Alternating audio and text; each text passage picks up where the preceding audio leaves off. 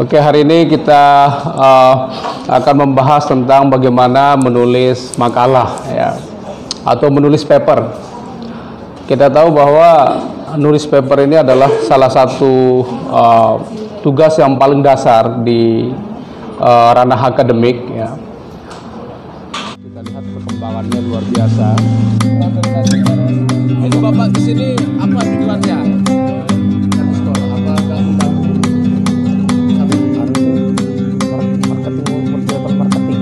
Saya sudah dapat es ini, minum es, haus sekali.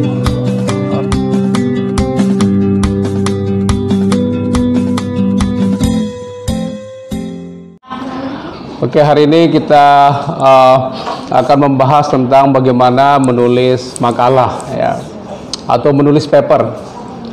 Kita tahu bahwa nulis paper ini adalah salah satu tugas yang paling dasar di ranah akademik ya, dimana paper ini termasuk bagian dari tulisan ilmiah ya. Kalau kita bicara formatnya, hampir semua tulisan ilmiah itu sebenarnya agak-agak mirip ya, mulai dari kalian nulis paper, artikel, kemudian menulis skripsi, ini sebenarnya hampir sama. Kalau kita bicara poin-poin pokoknya itu sebenarnya ada 3 saja yang perlu kalian rumuskan. Yang pertama adalah latar belakang ya. Kemudian namanya setting sosial ya. Yang ketiga itu adalah pembahasan ya. Nah, satu lagi yang keempat yaitu kesimpulan ya. Kalian mau nulis apapun ini selalu ada ya, entah itu dalam bentuk artikel, buku, ya, skripsi, ini hampir sama. Ya mungkin nanti di skripsi ada tambahan-tambahannya. Ya. Saya tahu bahwa menulis itu bukan hal yang gampang. Ya. Seperti yang sering saya jelaskan, banyak mahasiswa kita yang gagal ketika dia menulis. Ya. Kalau kuliah ini kan nggak jauh beda dengan anak SMA ya. Kalian duduk dengar dosen ceramah gitu. Tapi kalau kalian nulis ya, ini butuh energi, butuh fokus ya, dan juga butuh berbagai hal ya. Jadi nggak bisa kita nulis hanya satu modal begitu. Misalkan kalian perlu mengetahui teorinya apa ya. Jadi teori ini juga sangat penting. Bagaimana teori ini membantu kita untuk memahami sebuah masalah. Jadi beberapa langkah kalau kita lihat ya. Yang pertama itu kita perlu menulis draft awal. Jadi draft awal ini draft yang kira-kira kalian hanya fokus menulis, ya, nggak perlu diedit dulu. Ya. Jadi kalau kalian nulis dulu ya. Menulis saja. Nah, lalu ada tahap keduanya nanti, yaitu tahap mengembangkan, mengedit dan menyempurnakan ya. Misalkan kalian menulis dari mulai latar belakang sampai kesimpulan ya. Ya udah nulis saja dulu ya, nulis. Ngeditnya belakangan. Karena banyak orang yang kadang-kadang dia nulis ngedit lagi itu agak lama. Ya, ini salah satu strategi ya. Nah, kemudian yang kedua ya, kita perlu mengedit ya, kemudian diedit, disempurnakan ya. Nggak ada tulisan yang tiba-tiba langsung jadi gitu ya. Misalkan kalian nulis semalam gitu ya, pasti hasilnya jelek ya. Atau nulis hanya sekali gitu. Nah, jadi tulisan itu perlu kita edit berulang-ulang ya. Karena hampir tulisan itu punya roh kalau menurut saya ya. Misalkan saya nulis sekarang ya, belum tentu sama dengan ketika saya nulis nanti siang atau nanti sore. Jadi ada roh, tulisan itu punya roh ya. Nah, ini membutuhkan kerja ekstra ya, ketika kita mengedit, menyempurnakan ya, diedit terus ya. Nah, yang terakhir tentu adalah finishing ya. Kita perlu finishing ya. Jadi udah selesai gitu. Kalau kita ragu-ragu terus juga nggak selesai-selesai ya. Ini udah bagus belum tulisan saya gitu. Kalian udah didesak sama dosen untuk mengumpulkan tugas gitu kan. Tapi kalian masih aja nulis gitu, nggak selesai-selesai. Nah ini kita perlu finishing. Ya udah sampai selesai, sampai di sini gitu. Saya harus store. Nah dalam proses mengedit juga ya, ini penting bagi kita untuk memberikan atau men-share tulisan kita kepada teman atau yang ahli di bidang itu ya.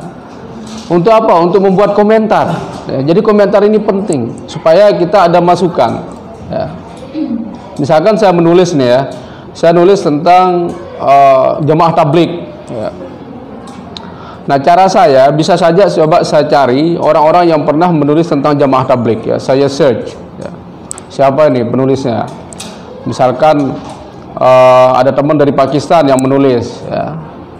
Kalau saya mau, saya bisa email dia, saya bisa minta komentar dia ya. Tolong dibaca, kamu komentari gitu. Oh ini yang kurang, ini yang kamu tambah. Nah, ini sangat penting ya. Jadi kita nggak perlu ragu ya, atau pelit terhadap tulisan kita dibaca orang gitu. Ini kita butuh men-share ya. Bahkan diantara teman kalian juga perlu ya. Belum lagi persoalan salah itu, salah tulis ya kan, dia bisa komentari juga, ini kok banyak salahnya ini. Jadi gitu ya, kita perlu orang ketiga untuk membaca. Oke. Tahapan-tahapan selanjutnya adalah, jadi itu gambaran besarnya bahwa 3 langkah tadi itu, tiga strategi ya. Pertama menulis draft awal ya. Jadi draft awal ini artinya ya udah kalian nulis saja ya. Nah baru selesai kalau kalian edit lagi, setelah diedit ya, minta pendapat orang lain, baru kita finishing. Nah bagaimana praktiknya ketika kita menulis, ini yang berat ya. Banyak orang dari segi teori dia bagus, tapi ketika menulis, nah ini yang ribet ya. Pertama, ini langkah kita ya. Ada banyak kekeliruan yang selama ini, bukan keliru sih, tapi yang memberatkan orang menulis ya. Orang selalu memulai dari latar belakang. Jadi latar belakang itu harus ditulis paling akhir ya. Harus ditulis paling akhir. Kenapa? Karena latar belakang itu sesuatu yang cukup sulit ya, berat bagi seorang penulis. Jadi dia harus ditulis paling akhir ya. Nah yang pertama kita lakukan adalah mereview dan merenew ya, pencarian literatur. Ini pertama kali. Jadi kalau kalian menulis, yang pertama kali kalian lakukan adalah bagaimana mencari literatur atau referensi. Contoh misalkan saya menulis tentang feminisme ya, atau yang lebih spesifik misalkan kita menulis tentang ekofeminisme ya. Jadi ekofeminisme itu kan bagaimana kelompok-kelompok perempuan menyuarakan tentang pemeliharaan lingkungan ya, feminis yang bersahabat dengan lingkungan, kira-kira gitu ya. Atau bisa juga lingkungan yang bersahabat dengan perempuan. Nah, apa yang kalian lakukan pertama? Ini saya membuat tugas ya. Jadi kalian perlu men-search, mencari literatur ini. Di mana saya cari? Ya pasti yang pertama kali adalah sahabat kita Mbah Google ya. Ini yang paling gampang ya, cari Google, klik judul buku atau artikel ya. Misalkan kalau mau kalian, coba kita cek ya.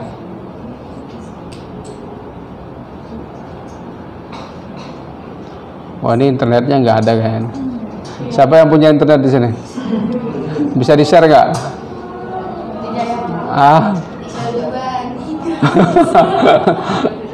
Ini nggak bisa saya ada, tapi ya udah nanti aja ya. Ya kita lanjut aja ya, bahwa kalian perlu mencari literatur ini. Siapa penulisnya, baik itu artikel maupun buku. Jadi yang utama adalah artikel. Kenapa artikel itu penting? Karena artikel itu adalah tulisan yang sangat update. Kalau buku kan lama dia baru terbit ya, tapi kalau artikel kan tiap bulan orang selalu ada saja yang menulis ya. Nah ini yang perlu kita cari ya. Ketakutan mahasiswa saya lihat kadang-kadang mereka tidak mau dan malas mencari literatur. Ya. Takut kalau tulisannya sudah ditulis orang gitu. Ini yang keliru, ya. Bahwa tidak ada tulisan yang baru di dunia ini. Ya, pasti ada orang yang pernah menulis. Kalian tulisannya semakin ilmiah kalau orang sudah menulis. Kalau ada referensi kalian yang banyak, paham nggak? Ya. Misalkan saya meneliti tentang Merari, ya. Bila perlu ratusan tulisan tentang Merari saya kumpulkan. Ya. Saya baca dulu. Ya. Saya review, bukan membaca. Jadi bedanya membaca dengan mereview ini beda, ya. Kalau kita membaca ini nggak selesai-selesai, kita baca dari awal sampai akhir, ya. Mungkin kita butuh satu artikel, ya bisa. Kalau serius banget membacanya mungkin butuh 4 hari, ya. Belum lagi kalian kalau membaca tulisan yang berbahasa Inggris, ya bisa 1 bulan atau 2 bulan cari di kamus, ya. Tapi kita di sini bukan membaca, mereview. Nah, ini agak berbeda, ya. Jadi mereview itu adalah kita mengambil intisari dari tulisan itu. Nah, coba kita baca abstraknya, ya. Pertama baca judul, ya. Ini judulnya apa? Oh, dia bicara tentang ini, ya. Tentang ekofeminisme, misalkan di mana, ya, entah di Sulawesi, di Amerika. Lalu kemudian kita baca abstraknya. Jadi setiap artikel itu selalu ada abstrak.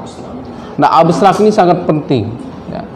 Karena di abstrak itu gambaran apa yang dia mau bahas. Kadang-kadang juga di abstrak itu sudah ada konklusi di sana, kesimpulan dia, ya. Jadi kalian baca abstraknya, oh berarti dia bahas tentang ini, hasilnya ini, ya. Nah lanjut, ya. Kalau kalian ada waktu baca latar belakang. Latar belakang sangat penting juga, karena semua energi, emosi penulis itu ada di latar belakang, ya.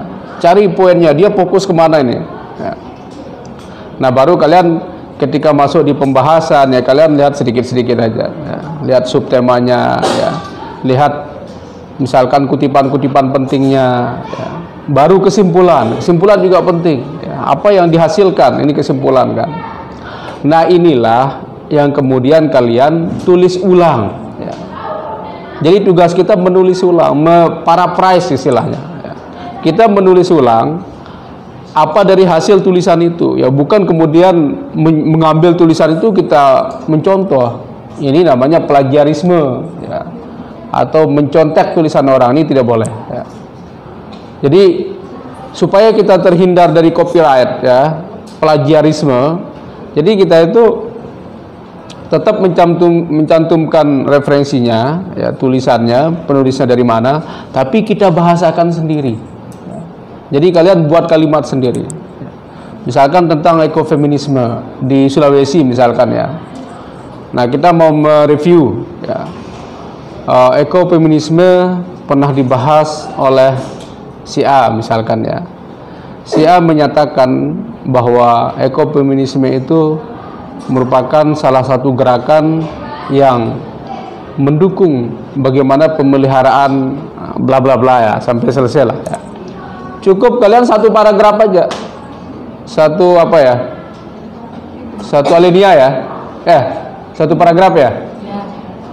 Nah jadi atau 2 nggak apa-apa kalau memang kalian mau bahas agak dalam sedikit, ya. Jadi kita sudah membaca satu artikel dan bisa kita membuat review.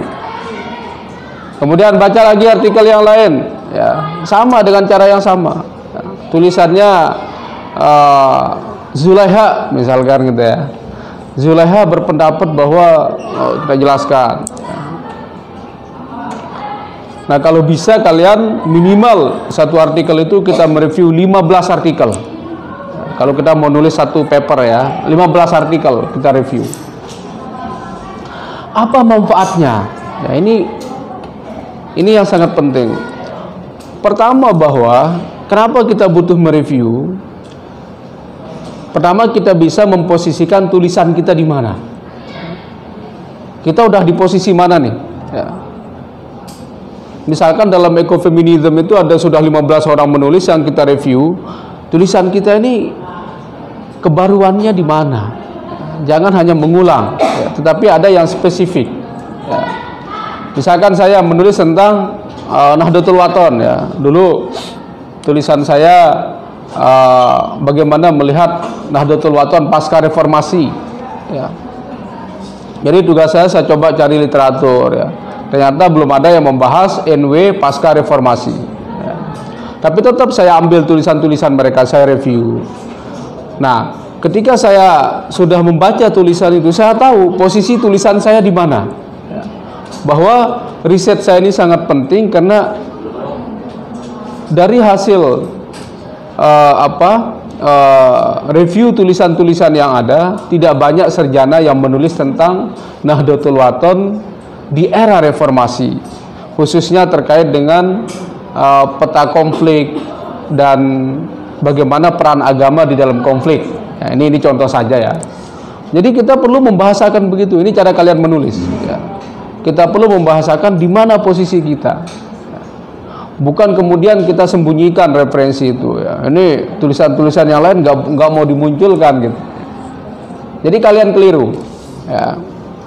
Justru kita munculkan dan kita taruh posisi kita di mana. Ya. Jadi gitu ya. Jadi ketika kalian nulis artikel, yang pertama adalah mencari literatur. Fungsinya pertama itu. Ya. Kita bisa memposisikan di mana posisi kita sebagai penulis. Ya. Nah, yang kedua, apa juga fungsinya referensi ini? Ya. Yang kedua, bisa menambah wawasan kita, wacana-wacana tentang apa yang mau kita tulis itu. Ya. Kita bisa melihat dari berbagai kasus, ya, kita bisa membahasakan. Ya. Jadi, kalau kita punya pengetahuan banyak tentang itu, enak kita menulis. Paham nggak? Ya. Misalkan saya udah lama riset NW, jadi apapun saya senang menulis tentang NW, ya lebih gampang. Makanya kalau nulis, ya usahakan yang kalian sudah banyak pengetahuannya. Dari mana kita tahu? Ya dengan banyak membaca literatur ya, search literatur yang ada. Itu yang akan membantu kalian untuk mampu mengeksplorasi, ya, mengekspresikan apa yang kalian mau tulis. Ya. Bisa dipahami? Jadi ini membantu menambah wawasan kita. Bayangkan gini, saya misalkan ahli NW ya, tiba-tiba disuruh nulis tentang Muhammadiyah. Ini hanya beda ormas Islam saja.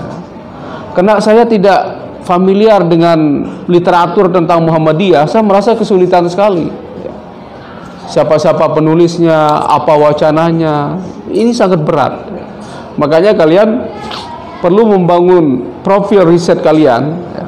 Dari sejak skripsi ini, kalian mau mengangkat apa, kalian mau menulis apa, karena nanti bisa jadi itulah profil kalian gitu. Saya misalkan sudah terkenal dulu ya, sejak 2014 itu ketika saya menulis tentang Nahdlatul Wathon ya, di mana-mana saya selalu diundang seminar. Ya. Ditelepon, bang, ada waktu ngisi seminar. Ya. Oh siap, karena saya sudah expert gitu ya. Kamu mau bicara A sampai Z tentang NW ini pasti saya tahu. Ya. Kira-kira gitu ya. Nah jadi enaknya begitu. Kita udah dianggap ahli, ya kita akan diundang kemana-mana.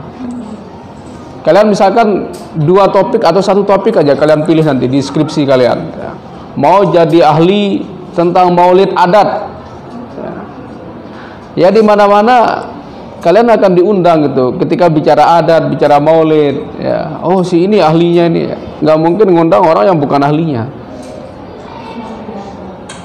Ya, ada juga misalkan kalian mau ahli di bidang merari, ya merari kode. Jadi ya udah kita geluti data-data tentang merari kode, literatur merari kode gitu. Kita pingin jadi ahli. Makanya sekarang supaya kalian lebih terarah, siapa tahu kalian mau lanjut S2 ya, mau lanjut S3 nanti, kalian dari sekarang perlu merumuskan kira-kira riset topik kalian ini seperti apa ya. Jadi itu ya, itu yang kedua ya. Jadi yang pertama, fungsinya review literatur itu kita bisa memposisikan tulisan kita di mana. Yang kedua, menambah wawasan kita, menambah wacana kita. Yang ketiga, ya, pendapat-pendapat yang ada di review yang kalian sudah lakukan itu bisa kita gunakan lagi di pembahasan. Ya. Misalkan tadi saya bicara Nahdlatul Wathon, ya. Dari beberapa referensi yang saya tulis, misalkan ada tulisannya Pak Hayi Nu'man, ya. Ada tulisannya Hirjan Nahdi, ya. Ada tulisannya siapa lagi, ya. Nah, beberapa orang yang pernah menulis. Jadi saya enak, misalkan Hirjan Nahdi mengatakan dalam tulisannya bahwa Nahdlatul Wathon itu adalah ormas Islam yang memiliki keunikan-keunikan. Misalkan salah satunya adalah bagaimana organisasi ini disebarkan lewat lagu, ya. Jadi Nahdlatul Wathon itu punya lagu ternyata. Nah, jadi menariknya bedanya dengan ormas yang lain, ya, Nahdlatul Wathon ini di mana-mana selalu bernyanyi, ya. Itu yang membuat masyarakatnya tertarik, ya. Misalkan salah satu lagunya, ya, Beguru Agama, misalkan, ya, pandai-pandai memilih guru tahu ngaji, ya, misalkan, ya. Terus apa lagi? Kurang hafal saya. Nah, ini salah satu lagunya deh. Nah, jadi artinya apa? Bahwa kalian sebagai peneliti, kita tahu bahwa penyebaran Nahdlatul Wathon ini lewat lagu, ya. Orang Sasak kan seneng kalau ada musik-musik kan, pasti dia joget, gitu, ya. Ketika dia dengar lagu dan Maulana kemudian menyisipkan nilai-nilai keislaman di sana, senang orang. Misalkan kayak tadi itu, pandai-pandai memilih guru tahu ngaji, guru jujur apa ya?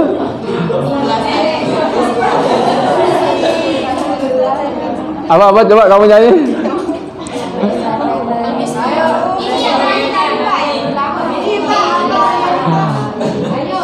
Atau lagu yang lain, ya, lagu yang lain misalkan, ya, kami benihan Nahdlatul Wathon yang setia, mengorbankan jiwa membela nusa dan bangsa. Nah, ini lagu ini kan mencerminkan, ya, bagaimana pikirannya Maulana Syekh, ya. Bagaimana beliau berpikir tentang kebangsaan, ya. Jadi dari lagu itu, kami benihan Nahdlatul Wathon yang setia, ya. Jadi kami adalah benih, ya, benih-benih Nahdlatul Wathon yang setia, mengorbankan jiwa membela nusa dan bangsa. Jadi ini konsep nasionalisme beliau, kira-kira gitu, ya. Bagaimana beliau membela negara, membela bangsa. Oke, kita kembali kepada yang tadi, bahwa ketika kalian mencari literatur, enaknya itu, ya, kalau kita sudah mereview, bisa kita mengutip tokoh-tokoh ini, gitu, ya. Tapi kalau enggak, kita pusing sendiri, ya. Benar enggak? Kita pusing gitu, mau ngutip siapa kalau belum baca literatur referensinya, ya.